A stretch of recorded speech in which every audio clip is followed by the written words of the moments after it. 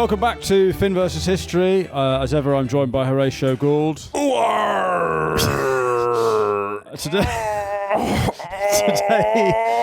it's the history of big shits today. That's a pirate having a shit. It's a pirate having a shit. We're talking about piracy. From "Uar me hearties" to "I am the captain now." The history of pirates.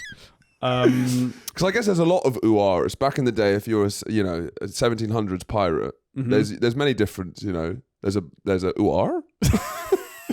Uar, you found out your brother died. Uar.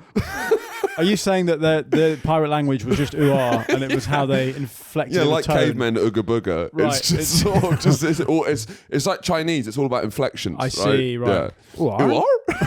Uar. Uar. Is that what Delia Smith was doing? Yes, we're talking about the golden age of piracy. Yeah. A requested topic from probably a female listener, an active Yeah. female listener, I imagine. It's a strange one because obviously piracy is a crime. Let's not forget. We must not forget piracy is a crime. We do not condone piracy on this podcast. It's illegal. And so what's strange is that there's a golden age of a crime. Yeah. It's been romanticized. It must be the crime that's been romanticized the most. Is that, yeah? Because there's mafia, Italian mafia. It's yes, kind but of if we up were in just do a podcast series on the golden age of rape. Well, it is the golden age of rape. Is it? Yeah. Currently? No. Piracy is the golden age of rape. Yes, that's what I mean. But if we were to call it the golden age of sea rape, yeah. Then aquatic rapist. then I think even our listeners who have somewhat of an iron constitution would be like, I don't think this is funny. Well, I was trying to get this bit off the ground, which is I was at Really? Comedy lads? The golden age of aquatic rape? I guess it's amphibious rape, isn't it? It's land and sea. Yeah. I was at my my girlfriend's niece and nephew's fancy dress birthday. They're like 6 and 7, and all the girls were dressed up as like unicorns, princesses, fairies. Yes. And all the boys were dressed up as rapists from the past. It is weird. Yeah, it is weird. That all kind of what's put onto young boys is. Well, you talk about the crisis of masculinity. It obviously starts when they're dressing up as historical rapists. It's like there's a Viking, that's a historical rapist. Yep. There was a Crusader, that's a historical rapist. 6-year-old was dressed as Harvey Weinstein. That's just weird. He had a Zimmer frame and an ill-fitting suit. Why have you come to a 6-year-old party dressed as that? That's weird. Yeah, there's a lot of rape. There's a lot of robbing. It's a crime. We must not forget. It's been romanticized so much. It's almost the equivalent of a 6-year-old in 100 years dressing up as Mohammed Atta or one of the 9/11 hijackers. Yeah, it's strange that it's, and as we'll discover in this series, it is just a series of criminals that have been romanticized almost immediately. Yeah. To now that it's in children's literature. Because like Johnny Depp, that's like a lovable rogue in Pirates of the Caribbean. I guess it's the modern one is like Russell Brand, right? Yes. Where it's like that's kind of what they're like. His pirate days are now over. Because he looks like a pirate and he's a rapist. And he's a rapist. And he rapes like a pirate. He talks like a pirate. And his golden age is now over, I think. When would you say the golden age of Russell Brand was? Was that? It was the 2000s. That's when he's getting Shagger of the Year. We should do a Patreon special. Yeah, again. Yeah, Rapist of the Year. They're romanticising it at the time. This guy's a prolific shagger. He's literally a serial rapist. Whoa, my word. Allegedly, Allegedly, definitely. Dress your 6-year-old up as Russell Brand for a party. Yeah. Brand, Cosby, and Weinstein. That's. I mean, I'm going to that party. I don't even know the kid. I'm like, these guys are fun. Yes, the golden age of piracy, which is a crime, is generally thought to be between 1650 and 1730. Yeah. Obviously, so long as humans have traded up by sea, there have been pirates. But this is seen as the era that we now romanticize. Yeah. Well, it's easy to remember because I think we were talking about this on the other podcast, me and Charlie, is that the Somali pirates, there's less romanticism to the modern pirate. Yes. On a speedboat with an AK-47, I'm the captain now. It's quite Route 1, isn't it? Yeah. I guess there's less. There's less jauntiness to it. Yeah, and they're not sort of dandy. Yeah. They're not wearing cravat, neckerchief. There's no tricorner hat. Yeah. There's no, code of conduct. Yes. Buried treasure. Yes. It's just a head buried in the sand. Tom Hanks' head is in the sand. Piracy is a widespread issue in various regions, with the most active areas being the Asia-Pacific region around Africa, Well, it's always going to be choke points in Yeah. a trade route, It's right? bottlenecks. So it's going Yeah. to be the Malacca Strait, like near Singapore. It's going to be in the Red Sea, Yeah. that little thing. That's where you're going to really, it's like on an online Call of Duty map. Yeah. There's like a choke point of the map. Just chuck some grenades in there. You'll get something. Yeah, you'll get something. Oh, the other thing I was going to say is it's not just the pirates that have been romanticized, but you think about treasure hunters. Mm. In this day and age, there's a sort of the treasure hunting is quite sad. You know, you go from an era where pirates are sailing the seas, they're buccaneers, they're wild men, beards, they're drinking. And now a treasure hunter is an autistic man in a raincoat on a beach with a metal detector. Right. So you think this was a time when neurotypicals were treasure hunting? Treasure yeah, hunting. exactly. Right, This is neurotypical treasure hunting. And nowadays it's autistic treasure hunting, which is just minesweeping on a beach, which is it's a lone pursuit. Yeah. It used to be a communal thing. Yeah, it used to be kind of essentially a stag do on the seas. Now, did you romanticize pirates? Were you as a young boy? A beautiful, fleeting young boy. Was it cowboys? What was it? Pirates? Was Cowboys and Indians, definitely. Yeah. I remember having a Playmobil set that I now look back I can on and imagine you think arresting that a lot was... of Indians for No, I look back on the breaking the law. Playmobil set I had, and I now realise that there was a Confederate army. And I don't know why. It was the American Civil War, but Yeah. I now realise that I don't know where the Unionists went. But Right. I basically was just playing with the Southern troops. You just saw the Unions. You're like, nah, I don't Put them in the bin. Just I don't agree with their politics. Charlie's just brought up the most common usage in Australian slang for a man searching around for casual sex, as in on the pirate, or the verb to pirate. It's also been used to describe a pimp who steals a prostitute from another pimp. So again, in all its uses, it is a crime. Yeah. There's no honour amongst thieves. Charlie's also said a more recent slang usage is a fictitious sex act called the pirate or the angry pirate. Described as when you're getting a blowjob from a girl and when you come, you ejaculate in her eye, then you kick her in the shin. The result is the woman squints her eye, hops up and down on one foot, and screams "Arr!" Now that's not the result, though, is it? That's not actually what happens. Now, why is this on Wikipedia? That's not what actually, that's not. If you did that to a woman, that is not what she'd do. Yeah, but also you have to really nail that technically. That's Yeah. an extra. You have to. It's also you've just come, so you have to have the composure to do a martial arts move after you're literally coming. So pulling out's hard enough, isn't it, to try and not have a kid? If that's your childbirth, child contraception. Yeah, pulling out's hard enough. To I then think pull you have out to and, warn her that you might do a pirate move. I It's think otherwise than that is pretty fucking awful. It's by the way, love, it's pirate night tonight. We're gonna have some jollof rice, and then I'm gonna come in your eye and kick you in the shin. And what's your line? R. That's right. I'm pretty sure they go ow, and then. But it's not really a sex move, is it? It's more of it's like As we'll discover, it's rape, isn't it? Piracy is just rape. That's all this is. This is the golden age of rape. I'll tell you what, Sea rape. listening to a podcast about the pirate and studying it, it was more interesting than I remember it being almost. I'm like, I do see the I romanticism. didn't know anything about it, and I mean, obviously, you get turned off in the same way that the Jack the Ripper people. Yeah. Anyone who dresses like a pirate, Yeah. immediately in the bin for me. These people don't pay council tax. Yeah. They're a disgrace. Yeah. They write poetry. Yeah. I don't want anything to do with them. If you're wearing the pirate jacket, not for me. I remember maybe the worst stand-up bit of all time. I remember from when I was started in the Midlands when I was at uni. There was like a guy who sort of dressed like a pirate vibe, right? I think he was also like an amateur wrestler, and it was probably the worst routine I've ever seen, right? The premise was, it's funny when you're playing like football and you have a bad touch, and people say you got the touch of a rapist, right? Mm-hmm. And that's just because you controlled the ball wrong, but that's not a touch of the rapist. A touch of a rapist would be this. And then he acted out someone kicking a ball to him, and then he raped the football. So this is what, and for like a minute and a half, he mimed raping a football. This guy sounds like a genius. What? He should win an Edinburgh Award. This is amazing. It was at the Holly Bush in Cradley Heath, shout out. And I could not believe. Also, he had gum in his mouth the whole set as well. So it's even more, just like the ASMR of him chewing and panting. And what point are you making? Miming, raping a football. And I guess, was he expecting us all to go, yeah, I guess that is funny. Yeah. Were people just watching on in silence?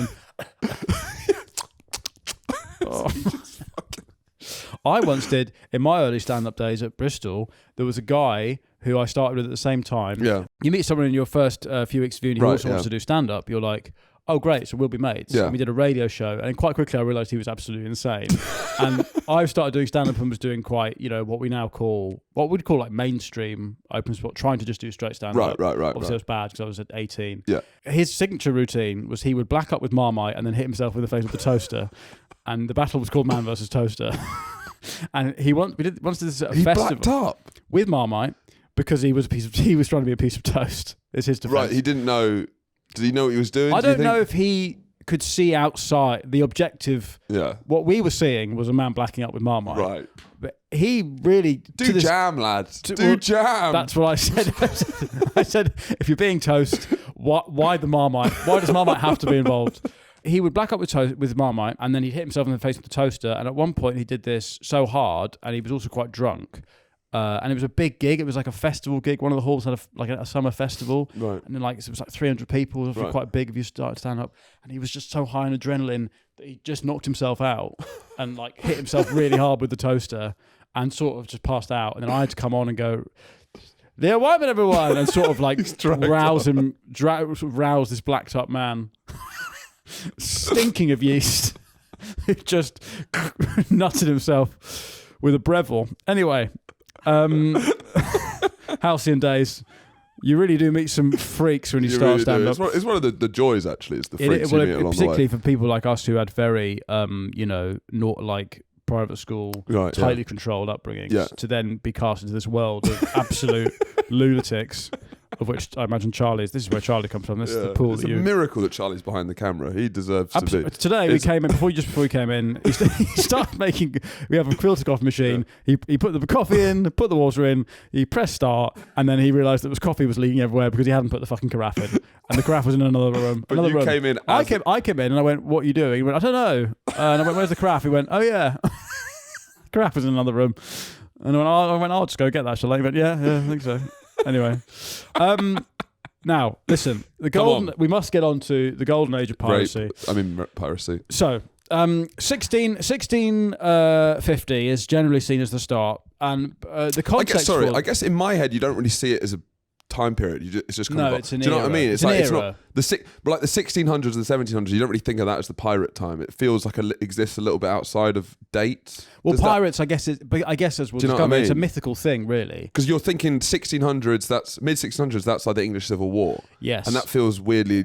A far cry from pirates. The first thing that really we should build into the context is that in the 16th century, the 1500s, and I can't believe I'm saying this, Spain is an economic powerhouse. Right. The past is another country. Yeah. I mean, you can't imagine it now, but Spain is literally an economic powerhouse. Yeah. It's like the big boy. It's the biggest of boys. Yeah. It's like a cross bullying between everyone. It's modern day Germany and Japan. Yeah. Somehow everyone wants a piece of Spain. Mm-hmm. Spain have obviously their huge first Catholic power. They've taken South America, lots of South America, right at this point. Yes, so they have all these silver and gold mines Yeah. in Potosi, in what's now Bolivia and Brazil The and Argentina. Pope has split the world into two halves. Yep. And said Spain, you can do that half, which is Yeah. the Americas, and Portugal, you can do the rest of the world. Yeah. So that's at the moment, it's these two are dominating. So it really is. It's almost science fiction for us Right. now.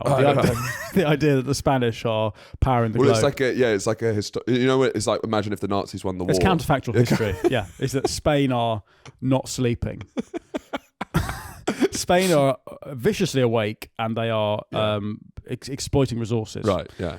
Maybe there was some kind of climate change that happened. Yes. Maybe it was slightly cooler. I mean, that's Yeah. why Portugal makes sense because it's slightly more temperate. Right. Spain's very Atlantic, hot. yeah. The Atlantic breeze. They're not napping the Portuguese. Right. They get away with a lot, the Portuguese. They do. But the Spaniards are they are exploiting the New World, and they have a monopoly over all the treasure, and they are exporting gold and silver and spices from Mexico, all of South America, back to Europe. And at this time also, is Spain also the Holy Roman Empire? Because Charles, I think, unites the Holy Roman Empire with Spain through marriage. Maybe. So it means that not only do they have this huge South American empire, the whole of Germany, parts of Italy, and Spain Yeah. are all one thing. So they've got Yeah. a continental empire as well. But the treasure fleet, the Spanish treasure fleet, which is the fleet that transports all the stuff, that starts to decline in its monopoly because obviously the Brits are like, well, we want some of this. The Brits have New England, the early colonies on the eastern seaboard of America, and The Spanish eyes are slowly start to close. yeah. That's Their where bellies we're are full with all There's the just food. a little and there's bit. The siesta, the long siesta is on its way. You just start to hear this from the ships, and just the gentle waves and the There's just breeze something. and the fresh air, and the little fat man starts to just doze off in his chair, and into this nap come the Brits. Yeah. And They've just woken up. They've just woken up. So Cromwell takes Jamaica. One of the most awake men. Never had a nap, this man. England captured Jamaica in 1655. So Cromwell leads, I think, an expedition into Jamaica. They capture it from probably the Spanish, and they develop this place called Port Royal as the main base from which to attack the Spanish. It'd be interesting to show Cromwell M. Rasta. Yes. So the kind of the bookends of what he started, really. Yeah, I mean, that is amazing. That Jamaica's history Yeah. is started and ended with by white men, in that you have Cromwell at one end and M. The Pussy Turner Red at the other end. And also the other thing that's interesting about Jamaica is that essentially the Jamaican accent, this is how it's born. Now, obviously, as you know, I'm a huge amateur linguist. And my theory is that obviously all pirates essentially are West Country. They're all, because Plymouth. Well, that's certainly the stereotype, isn't it? Yeah, but that's also where, because all the new riches in the world was west. Yes. So all the big pirate towns in the UK, Plymouth, Devon, Bristol, slave trades obviously getting going, smuggling. So all the big pirates are from the West Bristol, Country. yeah. So you have the Bristolian accent. All right, my lover, and then you mingle that with African slaves. Hello, dear. Right, so those are the two accents, and they start to merge, and you get the modern Jamaican patois. Make your potion. So you have, all right, my love. Hello, dear. All right, my love. Hello, dear. All right, my love. Yeah. Hello. All right, my love. And you get from all right, my love, to hello, dear, to breda. You know, it kind of merges like that. Do you see what I mean? It kind of mingles, and you get this sub-Saharan African plus West Country. It's probably the best accent in the world. Yeah, and it's been made, and it's because it's a unlikely union. Yeah, it's like those two things should never have met. Yeah. Sub-Saharan You've Africans. got the kind of rhythm and the West Country mixed with the kind of timbre. The bass line and the sort of tongue drums, Sub-Saharan African. And you get this, easy man, breda. Yeah. Me want plantain. Yeah. You know, all that. Now that is West Country plus African, which happens because Cromwell starts Jamaica as a sort of base with which to attack Spanish Because I think pirates. what people don't really know, and I don't think it's even talked about enough, is that like indigenous Jamaicans don't really exist. Latino, if anything. Yeah, the Latino, but it doesn't, in your head, it doesn't exist because everyone, all the Afro-Caribbean, basically black people in Caribbean were moved there as part of slavery. Yeah. Pretty much. Yeah. But the indigenous population seemed to not even exist. Because like in Bolivia, there's still a huge indigenous population. Yes. But in Caribbean, it seems like probably disease wiped out the indigenous population. But this doesn't even deceive indigenous Jamaicans. Yeah, it's almost, I guess it's like Red Indians. They're called Taino. Taino people, yeah. Jamaican Tainos. Original indigenous inhabitants of Jamaica were the Taino people, an Arawak-speaking group. They called the island... Are they still alive today? Are there still indigenous Jamaicans today? Largely wiped out by Spanish colonisation and subsequent enslavement. Their presence is still evident in the Maroons who form communities. Yeah, there you go. So, and we talked about this with the Ulster plantations. It's like some absolutely awful... This is some terrible stuff happening in Caribbean, but it is very idyllic. It's a weird contrast. If you're going to be wiped out, there's no better place to be wiped out from. Yeah. What the English do is they want to turn this town, Port Royal in Jamaica, into a base for state-sanctioned pirates, privateers, to attack the Spanish fleet. Yeah. Because at this point, Spain's the main economy somehow, and the English are like, this does not make any sense. We're Cromwell's Britain. We've never been more Protestant. These Catholic fat cats have got all the gold. Let's have a go at them. I mean, we're sort of like at this period, we're the scrappy upstart, right? Yeah. We're a small island nation. A burgeoning aquatic power. Yeah, and we're basically a pirate economy in many ways of attacking this big, huge, lumbering beast that's the Spanish Empire. And I think that view of England as pirates, it has carried through. Because if you look at like the Falklands War, if you look at the way that it was covered in Argentina. Don't tempt me. We will cover it. But if the way it's covered in Argentina, the constant view of England is pirates. Yeah, right. So I think it is still in the Spanish-speaking world, we're still seeing there's an idea of us as pirates. Well, if being awake for 12 hours a day causes a pirate, then fair enough. You're stealing hours from the day. Stealing hours from the bed. So Port Royal is meant to be this privateer base. Yeah. However, they just don't have the resources or the manpower to basically govern it properly. And so it becomes basically like Vegas, Sin City, this den of iniquity, the wickedest city on the world, Port Royal.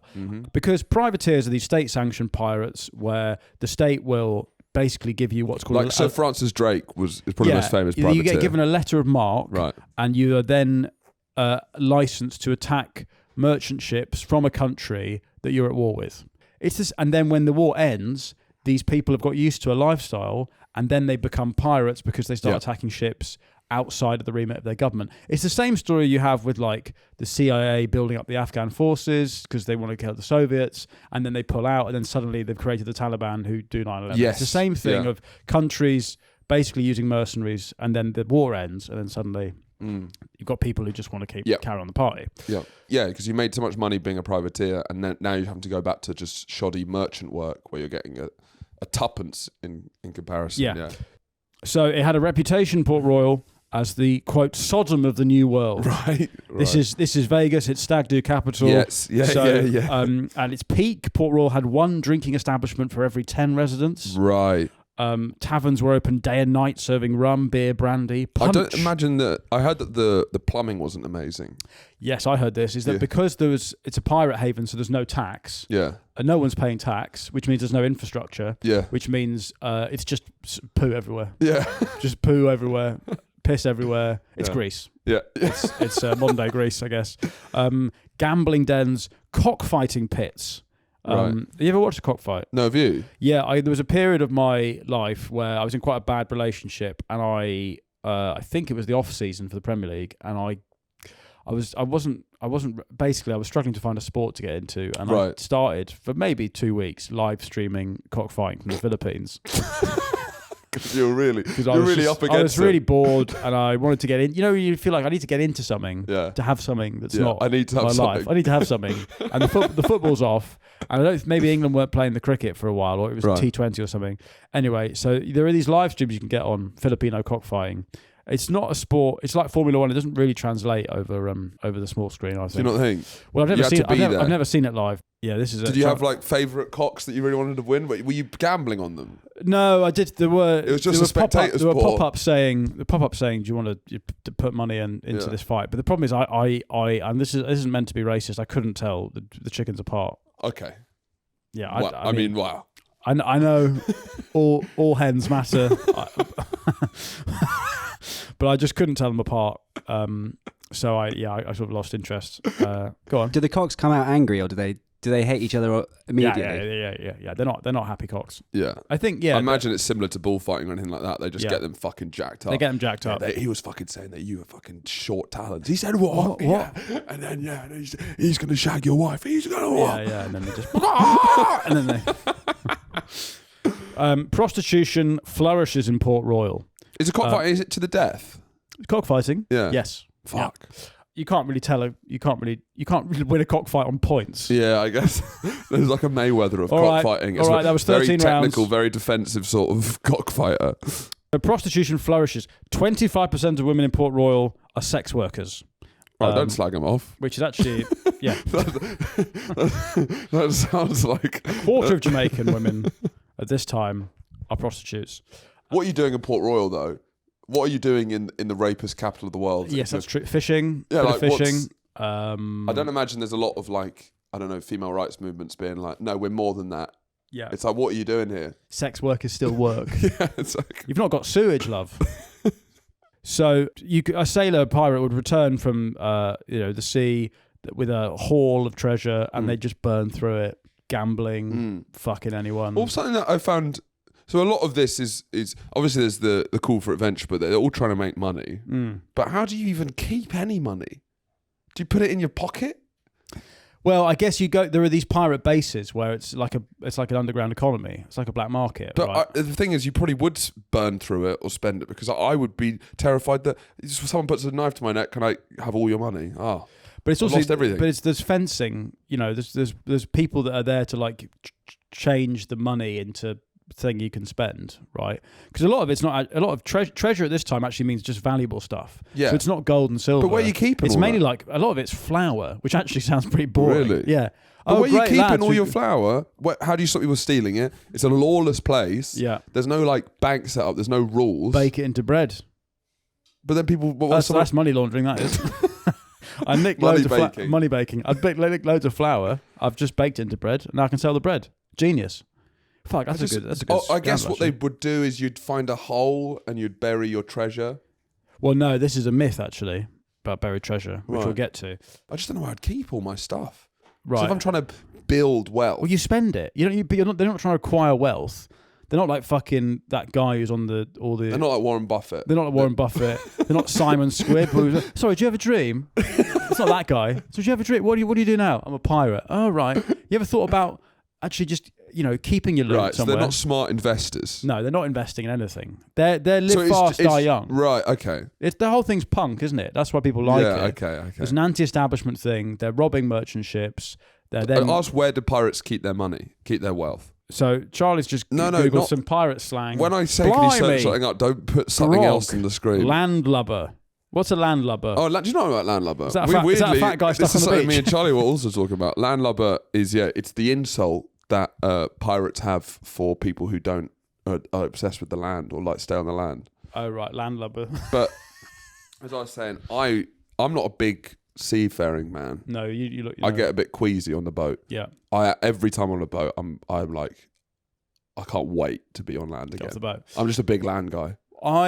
You're a landlubber. I am. And if they call me that, I wouldn't be offended because I'm like, I'm proud for being. I really like being on the land. I do so much better on the land. I dabble in sea. I'm a sort of seabender. Right. Okay. Right. Bisexual. I'm bisexual. I don't like ferries. I find them. I don't like a ferry at all. Right. I get very sick on ferries. Yeah. I You get ferry sick. I get ferry sick, but I love being on a little skiff. Right. I've got a dream. My retirement. Eventually, when I am cancelled, I'm going Greek island, little boat, Right. 6-pack of cans, fishing rod. I can't fish, but fuck it. I'll just eat some yogurt or something. Yeah. And I'm sure they can't fish either in Greece. oh, no one's fishing. They don't know what's going on. I'll get some grenades. I like how that's technically fishing. You've seen drop like electric. Americans fishing. You just go fuck this. Drop a grenade in the pond. Bang. Oh, the fish will rise up. Yeah.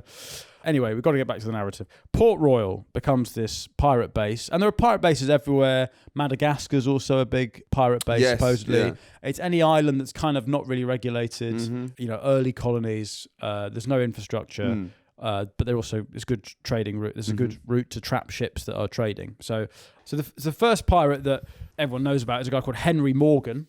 Yeah. Captain Morgan of the Rum. Right. He is a pretty interesting story. So he's a privateer. And then he fucks up the Spanish, and he does quite a lot of war crimes against the Spanish. Like he sacks Panama and kills thousands of people. Oh yeah. This is in 1668, I think. Yeah. And he uses nuns as human shields. Right. So he's a classy guy. Get that nun, put her in front of me, shoot the nun, and I'll shoot from behind the nun. It's like Red Dead. In Red Dead, there's that nunnery. Right. Where you can just like set it. I spend quite a lot of time just chucking petrol bombs at nuns. Red Dead Redemption. You ever done that? No, I didn't. Oh, that's a good way to kill a Saturday. Chucking firebombing nuns. Yeah. So he sacks Panama, and he also sacks Maracaibo, which is in modern day Venezuela. Panama City's the big one. Yeah. Yeah. So he fucks up Panama City, even though England and Spain at this point, this is 1670 odd, have signed a treaty. But he didn't know about that, did he? Well, that's his defence. Right. He doesn't know about it. So, because he's got this letter of marque, he's a privateer. So the English Crown have said, you can fuck up Spanish trade ships and we'll take 10% of the loot. And he goes, yeah, great, I'll fuck up the Spanish. And then at Panama, he fucks them up, even though England, that letter of marque's now invalid. Yeah. And so he's a pirate. But because he claims that he didn't know, and because he gives the king so much treasure, the king's like, you're right, mate, actually. Yeah. And this is Charles II of England, who's a bit of a fruity guy. Mm-hmm. And he knights him. And then he becomes the governor of Jamaica. Right, fair enough. So he kind of goes full circle. Yeah. Is it sort of like a Schwarzenegger sort of route where it's like, yeah. you become like a star and then you become governor of California. Yeah, sure. He becomes tasked with stopping piracy in Jamaica. So that's one route. That's like a robber who did one last job. They got out at the right time. They went mainstream. And now but that's like getting shipment in to stop medical deaths, right? Yes. Isn't it? Or like, I guess it's getting shipment in to get waiting lists down. Right. Which he did do. Okay. No, Back in the day, could you just pretend you didn't know anything or ever? Like, yeah. Because like you today. Like you now. Yeah, but I have technology. Yes. Yeah. Isn't that quite a good? Well, Charlie's not pretending. I believe him. I really believe you. Isn't that quite a good way of just never being responsible for anything? I didn't know. How the fuck would I know? I live in the little shed. Yeah, I mean, you're right. You raped 500 nuns. How was I supposed to know that? What? Rape? What? I can't. What does this letter say? Does this letter say that I can't rape nuns? I don't know that. I can't read, can I? No one can read. You give me this letter saying this. Yeah. What does it say? What do you think? It says attack Spanish. Oh, I thought it said rape nuns. Oh, sorry. All right. Well, how the fuck would I know? I can't read. Yeah, I guess because there's no internet. Yeah. You can sort of pretend not to hear things. Yeah. That's in the Caribbean, right? That's one journey. Then what happens in the 1690s is So it's the 90s now. we're in the 90s. Friends is on the TV. Have I got news for you? Is really starting to enter its Skateboard late. culture's sort of booming. Yeah, MTV. Nirvana's in the charts. Fuck you, man. Rage Against the Machine. Killing in the Name of. So a guy called Henry Avery, who's one of the most successful pirates, Mm-hmm. he commits the great heist. Yes. The biggest pirate heist ever. Yep. And this is of the Mughal Hall. Now, the Mughals, do you want to tell people who the Mughals are? The Mughals this is like northern India, and they're over the last 200 years they've had like a sort of golden age. They're not the Clangers, Charlie. Charlie's just brought the Clangers up. That's not them. What did you think that why we type the Clangers in? They just sprung to mind. That just kind of reminded me of Are the you Mughals. listening to what we're saying? Yeah, okay. The Mughals. It sounded like a little pink pig that live on the moon.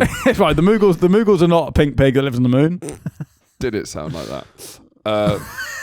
So the Mughals, they built the Taj Mahal, and basically they were the Clangers did not build the Taj Mahal. Boop, boop.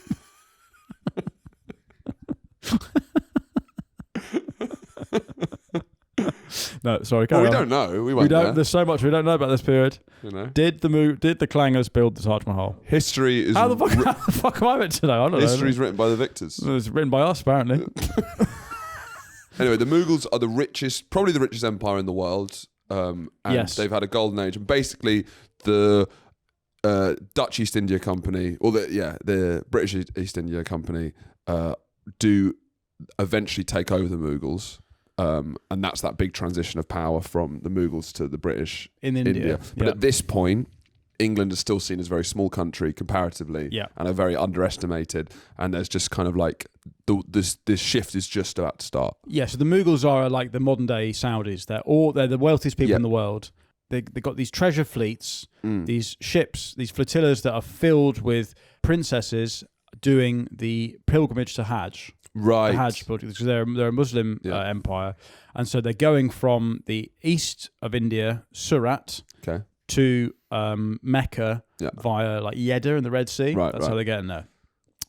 And this guy, Henry Avery, he knows that the Mughal treasure ships that's where all the big money is. Booty. Henry Avery is a British man who the Brits accuse him of piracy. He's like, I would never fuck up a British ship. Right. I'm English to my... Yeah. I'll fuck up the French and the Spanish, of course. Yeah. But I'll never do anything about English. Right. So what happens is he starts chasing. He gets wind that there's a big Mughal fleet, and he starts chasing them, and he sets up near Jeddah. So it's around the Gulf of Aden. Yeah. So this is still Pirate Central for Around here, Nowadays, Somalis, actually, yeah. Somalis, Yeah. and this is where the Houthis are. I mean, I guess they're not pirates, but they're using pirate tactics, right? Houthi rebels. Well, I yeah. guess they are pirates because they're disrupting trade routes, right? Yes, yeah. But just absolutely. with more political motivations. But this is all around the Houthi area, basically. So this is where, in this kind of this strait, Mm. this is where the raid happens. So there is a treasure fleet that's headed up by this huge ship called the Ganges Sawar, Right. and this is at this point this is the biggest ship in the world. It's got like 80 cannons, which is a lot. It's got 400 riflemen. Yeah.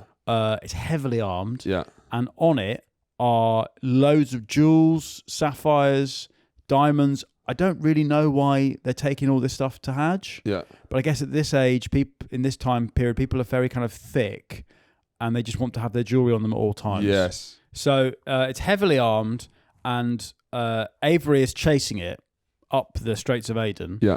And this is in 1695, I think. Now, the first thing he does is he sees the ship at the back of the flotilla called the Fateh Muhammad. Fateh Muhammad. Well, that sounds like a BNP. yeah, it's a BNP character. Fateh Muhammad. That's a Fateh Muhammad over Ooh, there. big Fateh Muhammad. Yeah, it's a big Asian bloke at the end of the flotilla. So he takes the Fateh Muhammad, and he gets a lot of jewels from that. But then he goes for the Ganges Sawar. And what he does is he fires a broadside, which is where you fire all your cannons at once, and it takes out the mast of the Ganges Sawar. And then the Ganges Sawar fire a cannon, but it explodes, much like those Taliban fighters in where they fire a rocket launcher backwards, and it kills like half the crew. Well, not half the crew, but a lot of the crew. They then panic, and then the pirates of Avery, they board. Well, no, they surrender almost immediately. That's what I mean. So they board, and But the kind of thing is, I think that before they board, they're like, yeah. oh fuck it, oh no, sorry, Which is kind of crazy because I guess it feels like this ship is so ceremonial and laden with jewels and valuable stuff. It's just, I don't know, it just doesn't feel like a military ship almost. No, but they surrender immediately, which but is crazy. they're going to Hajj, so it's like a it's a purely friendly. Yeah. It's all like it's a religious thing, right? Right. But they go downstairs, they go below decks, and they find that it's not just jewels. There's loads of women. Mm-hmm. A lot of women, princesses and sex slaves. Yeah. The harem. two types. floating the harem. two types of women in this day and age. Yeah. Right. Women, princesses, and sex slaves. You marry a princess. Yeah. You have fun with a sex slave. Right. She's not the girl you marry. She's a sex slave. And they obviously one of the part of the pirate code, which we'll deal with next episode, is no women or boys allowed on the ship. Right. Okay. Because it's like it's no nut. No nut. The ship's a no nut November, Keep basically. you focused. Keep you focused. So they, and this is where what we were saying at the beginning. They basically then starts a 5-day rape festival. Charlie just looked at me like, "Oh, festival. Oh, nice. Oh, who's playing? You're going to Boomtown this year? Oh, it's it. Oh, who's on the main stage? It's every stage is a rape, Charlie. It's." It's a heinous crime of mass rape, and a lot of the women afterwards they kill themselves or they're so traumatized that they there's a few survivors, they throw themselves into the sea. Go on, Charlie. Is it not like a weird, like on day 4 in the morning as one of the as one of the rapists? Are you not having a kind of a bit of a? Is there no like come down? You power through, or are you just permanently on like some mad? No, but think about a festival when you have a come down. If it's Saturday. If everyone else is still carrying on the party around you, you go, well, it's me. I'm the problem. Yeah. Yeah, 5 days of it though. Yeah, I guess I'd try not to empathise with them. They must have been tired. I'm trying not to be like, yeah, God, that must have been exhausting for them. Those poor rapists. God, 5 days. Yeah. Were they doing it in shifts? How were they getting any kit? But this is the side of piracy that just isn't talked about, really, is it? What? How hard it was to be a rapist? No.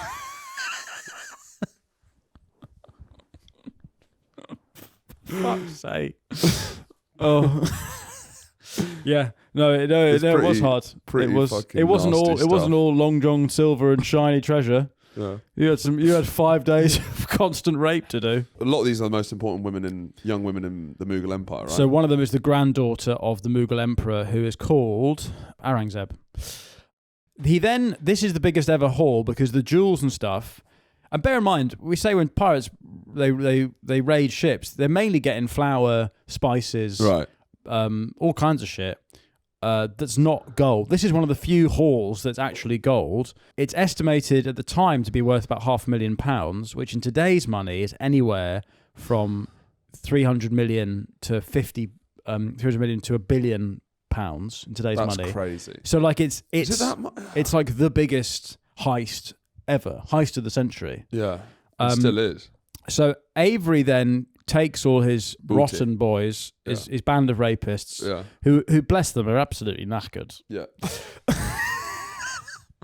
He takes them for some well-earned R&R on Madagascar. Do you know what, boys? That was actually pretty tough. I think we all earned a spa break. Let's get in the hot tub and let's just unwind. So he goes Madagascar, and then the pirates start to disperse. But obviously, the Mughals hear about this and very angry. They've like defiled. But also most strong women. England wants to be on good terms with the Mughal because Well, they're great where I was trading coming partners. to. So the East India Company are like, At this this is point, awful. they're not exploiting and fucking them up. They're just trying to be No, good trade they're partners. trade partners, Yeah. and the Mughals have all the cards. Yeah. So the East India Company are fucking bricking it because they're like, Yeah. this was not us. This was not a British ship. Yeah. And the Mughals guys are like, no, they were. They're all going, ooh, arr, ooh, Yeah, arr, yeah, ooh, they arr." hoisted a St George's flag before. They flew the flag. Yeah. It was because it was VE Day. Yeah, So they flew the they flew the flag. What begins now is the world's first ever manhunt. Right. The first ever recorded global manhunt where the East India Company start a search far and wide for Avery. Henry Avery, and they put a bounty on his head for £1,000, which in today's money is maybe, I don't know, 100 grand. I don't know. Right. And that's don't a know. huge amount of money at that time. You know, they slowly start to find his accomplices because obviously his pirates, the crew all split up because they're all absolutely shattered. So they they all go on various. You know, some of them, bless them, some of them never recover. Right. Yeah. It's a mental health Some of them are crisis. so tired that they never. Yeah. So some of them start therapy. Some of them start therapy. Many of them start podcasts. Hello, my awakening wonders. Yeah, and That's where Russell Brand's from. This ship. stay free. Is that what he says? Yeah. Stay Well, he free. opens it by saying, "Hello, my awakening wonders." Well, That's that is kind of Russell Brand's defense, isn't Yeah. it? It's going, I was a hedonist, I was a rapist, but I'm not anymore. Yeah, I'm so, now a yeah, Christian. so now they. Yeah, so to be fair to them, a lot of them now have a crucifix around their neck and wear a towel on their They're head. baptised in the Thames So, by Bear Grylls. All is forgiven. Was it Bear Grylls who baptised him in Yeah, the Bear Thames? Grylls did. Yeah, Mental. yeah. Absolutely mental. So to be fair, all is forgiven because he seems like a pretty good guy. Oh, he's got a now. cross. Oh, fair enough. No, Yeah. fair enough. No, I don't know why we're judging you. no. You seem like a You're a Christian, pretty man. sound guy now. You remember the WI. Weirdly. You know he's selling amulets for like 400 quid to stop you getting damaging from airport Wi-Fi. So you wear them at airports to stop. It's literally like the Catholic Church selling indulgences. Yeah. It's Russell Brand selling amulets Yeah, to stop it's airport amazing. Wi-Fi. I wonder how many new eras do you think he's got in him? Because what he did communist Buddhist sort of vibe. Well, hang on. Now he's doing like Christian fascist. Yes. So like, what's like? Does he have any more locked and loaded? Yeah, he's got jail. He's got. He's got his prison era. Prison era, I say, is nearly upon us. Yeah, he's got taste of his own medicine. He's got a big taste of his own medicine. He's got being bummed by prisoners. Yeah. If he goes to jail in the States, which he could do, I'd like him to go to that Miami jail that Louis Theroux went to. Yeah. Yeah. So there'll be trans Brand at some point. He'll be like a prison wife for someone. Okay.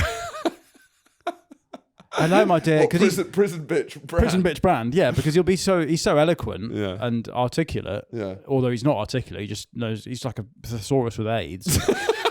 It doesn't actually make any sense. He just knows lots of long words. So he'll just spit them out, and then obviously some bloke who's just caved his wife's head in and be like, who the fuck are you? Yeah. I'm just gonna fuck you're you. the prettiest. You're the prettiest boy in here. Yeah, you're obviously a pretty. Yeah, I mean he's a very pretty boy Yeah. for Miami prison. Yeah. So what goes around comes around. Anyway, so Avery, his accomplices are started to be found by the East India Company, but they never find him. He completely escapes. He drops the shoulder. He drops his shoulder and he's gone, Yeah. vanished. There's lots of rumours about what happened to him. Some say that he went to the Caribbean and then went back to England, did the old double bluff, going, I'm going back to Blighty. Yeah. See ya. And they never got that. It must be hard to find some people though. Well, it's like Charlie said, if you can just say, oh no, I didn't see him. I don't have a fucking clue, mate. How the fuck would I know? Do you know what year it is? It's 1698. Yeah, right, we need to Do you know find how this the fuck guy. would I know? What does he look like? No idea. It's like he just held a rape festival. You know, Fire Festival. It's worse than that. You think that was bad? This guy held a 5-day festival of rape.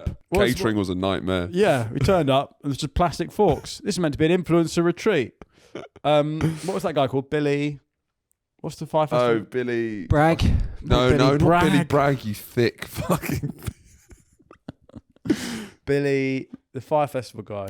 Fire Festival. McFarland. Billy McFarlane. Yeah. So he's that. That's Henry Abrams. Yeah. So everyone wants him. Billy, there was that thing about the guy who sucked someone off for a bottle of Evian. Well, no, he was prepared to suck someone. Oh, off, that was it. And he was very much. He was going there and thinking that. Did you find that man? It became a meme, didn't it? The guy who.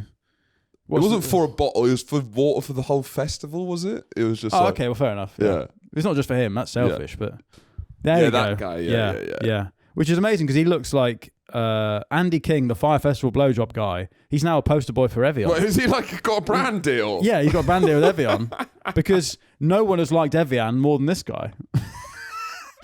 You know. So what's the marketing campaign?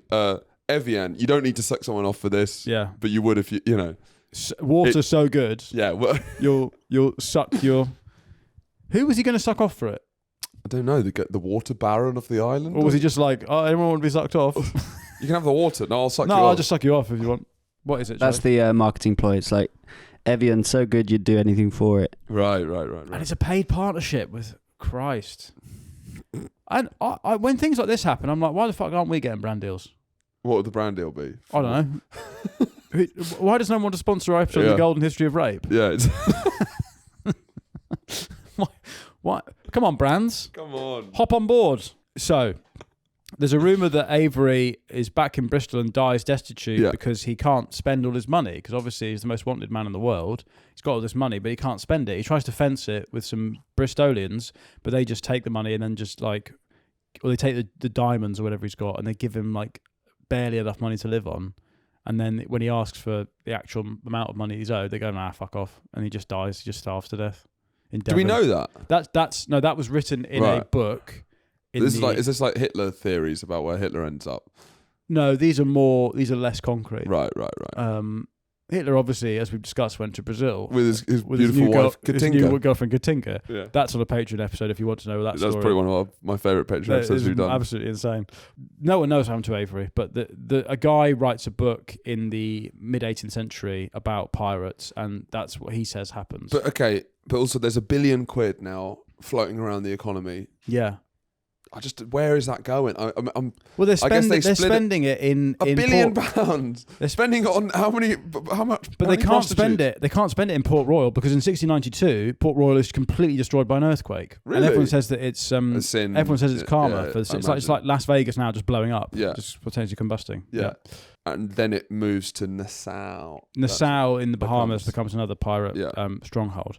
The Ganges Sawal, the East India Company just about get relations back on a footing with the Mughals.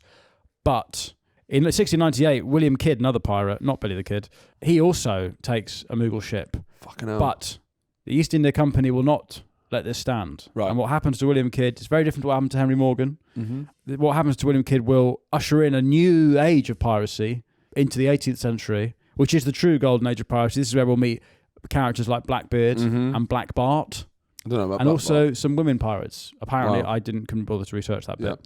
bit. Red Bottom. Red Bottom.